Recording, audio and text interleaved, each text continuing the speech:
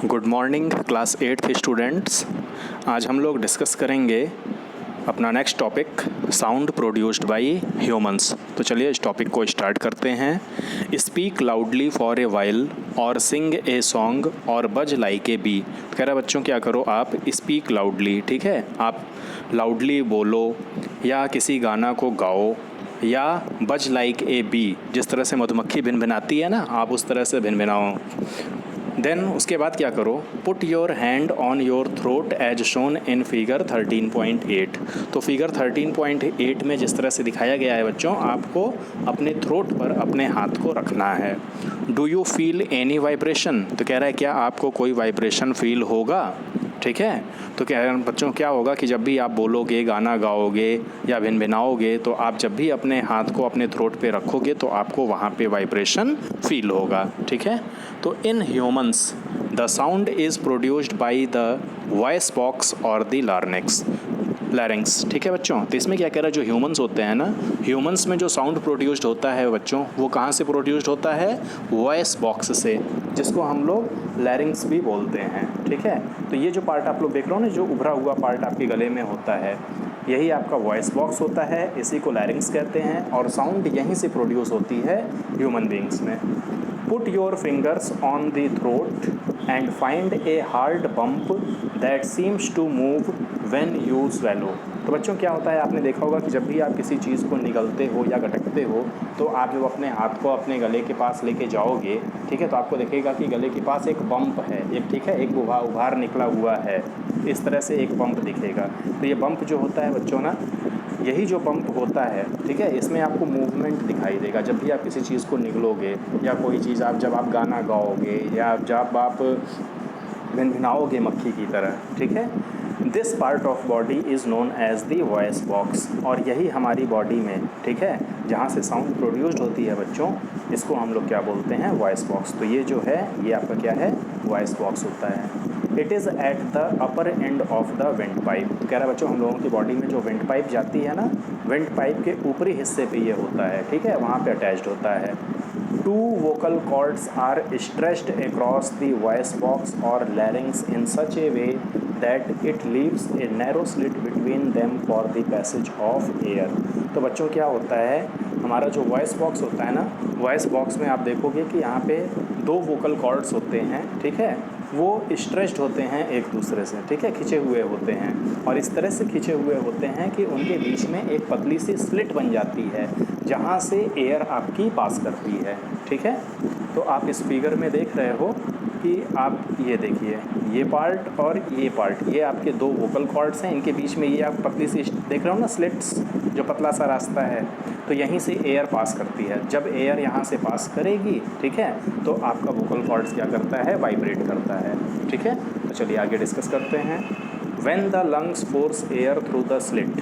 तो जब लंग्स से एयर पास करते हुए, ठीक है, इस स्लिट से पास करती है, the vocal chords vibrate, vocal cords vibrate करता है, प्रोड्यूसिंग साउंड, ठीक है। और जब वोकल कॉर्ड्स वाइब्रेट करेगा तो वहाँ पे साउंड प्रोड्यूस होती है। Muscles attached to the vocal cords can make the cords tight और लूज। तो क्या होता है बच्चों, ये जो वोकल कॉर्ड्स होता है ना, वोकल कॉर्ड्स मसल्स से अटैच होती है, ठीक है। तो मसल्स क्या होती है, कभी कभी कॉर्ड को टाइट कर देती है और कभी कभी कॉर्ड को लूज़ करती है, ठीक है। When the vocal cords are tight and thin. तो कह रहा है जब मसल्स के कारण आपकी वोकल कॉर्ड टाइट हो जाती है, थिन हो जाती है, the type of quality of voice is different, ठीक है। तो उसमें आपके जो साउंड की क्वालिटी होती है वो डिफरेंट हो जाती है, किससे? From that when they are loose and thick.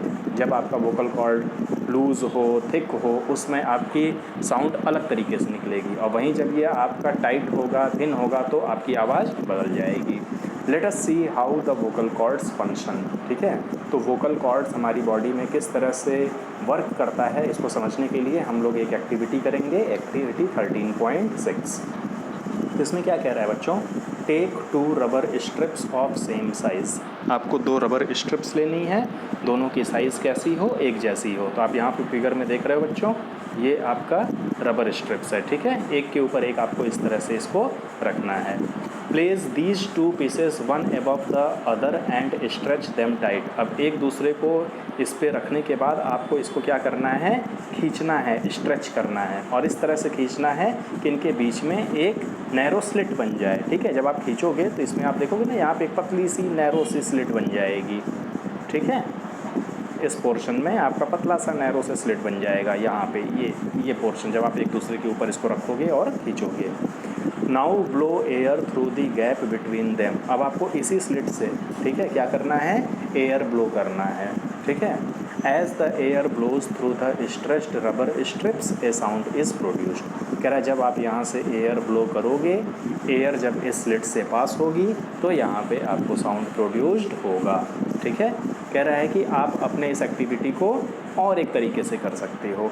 You can also take a piece of paper with a narrow slit and hold it between your fingers as shown in figure 13.b। तो 13.b वाला figure देख रहे हो, इस तरह से paper आपको लेना है, इसको फोल्ड करना है। ठीक है, और यहाँ पर भी आप देखो, जब आप फोल्ड किए हो तो ये एक नैरो स्लिट बन गई है। यहाँ से जब आप एयर ब्लो करोगे तो यहाँ से साउंड प्रोड्यूस होगा। ठीक है, now blow through the slit and listen to the sound. Our vocal cords produced sound in a similar way. कह रहा है इसी तरह से हम लोगों का वोकल कॉर्ड्स भी साउंड प्रोड्यूस करता है। ठीक है बच्चों, यहाँ तक क्लियर।